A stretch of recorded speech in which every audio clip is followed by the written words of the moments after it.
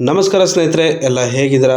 ತುಂಬ ಚೆನ್ನಾಗಿದ್ದೀರಾ ಅಂದ್ಕೊಳ್ತೀನಿ. ಇವತ್ತು ನಾನು ಅವಲಕ್ಕಿಯಲ್ಲಿ ತುಂಬ ಈಸಿಯಾಗಿ ಈವ್ನಿಂಗ್ ಸ್ನ್ಯಾಕ್ಸನ್ನು ಮಾಡೋದಂತ ಹೇಳ್ಕೊಡ್ತಾ ಇದ್ದೀನಿ. ಸೊ ಹಾಗಾದರೆ ಬನ್ನಿ ವಿಡಿಯೋದಲ್ಲಿ ಹೋಗುವ.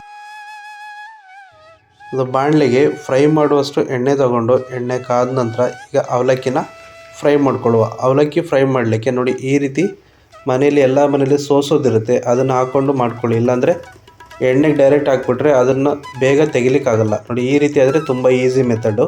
ನೋಡಿ, ಅವಲಕ್ಕಿ ಚೆನ್ನಾಗಿ ಫ್ರೈ ಆಗಿದೆ. ಇದನ್ನು ಒಂದು ಕಡೆ ಸೈಡಿಗೆ ಇಟ್ಕೊಳ್ಳುವ. ಇದೇ ರೀತಿ 2-3 ಬಾರಿ ಮಾಡ್ಕೊಳ್ಳಿ. ಎಷ್ಟು ಅವಲಕ್ಕಿ ಇದೆ ಅಷ್ಟು ಮಾಡ್ಕೊಳ್ಬೋದು. ಮತ್ತು ಅದೇ ರೀತಿ ನೆಲಗಡಲೆನ ಇದೇ ರೀತಿ ಫ್ರೈ ಮಾಡ್ಕೊಳ್ಬೇಕು.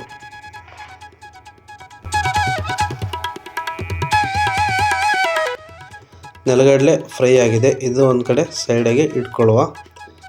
ಈಗ ಹುರಿಗಡಲೆನೂ ಇದೇ ರೀತಿ ಫ್ರೈ ಮಾಡಿಟ್ಕೊಳ್ಬೇಕು.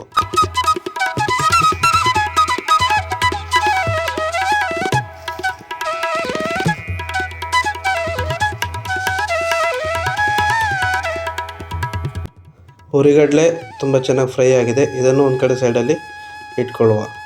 ಮತ್ತು ಕರಿಬೇವಿನ ಸೊಪ್ಪನ್ನು ಈ ರೀತಿ ಫ್ರೈ ಮಾಡಿಟ್ಕೊಳ್ಳುವ. ನೋಡಿ, ಚೆನ್ನಾಗಿ ಫ್ರೈ ಆಗ್ತದೆ. ಉರಿ ಯಾವತ್ತೂ ಮೀಡಿಯಮಲ್ಲಿ ಇರಬೇಕು. ಜಾಸ್ತಿ ಉರಿ ಅಥವಾ ಫ್ಲೇಮ್ ಜಾಸ್ತಿ ಮಾಡ್ಕೊಬಿಟ್ರೆ ಎಲ್ಲ ಬೇಗ ಸೀದೋಗುತ್ತೆ. ಈಗ ನಾನು ಕ್ಯಾಶ್ಯೂನ ಫ್ರೈ ಮಾಡ್ಕೊಳ್ತಿದ್ದೀನಿ. ಇದು ಆಪ್ಷನಲ್ಲು, ಬೇಡದಿದ್ದರೆ ಸ್ಕಿಪ್ ಮಾಡ್ಬೋದು, ಹಾಕಿದರೆ ತುಂಬ ಚೆನ್ನಾಗಿರುತ್ತೆ.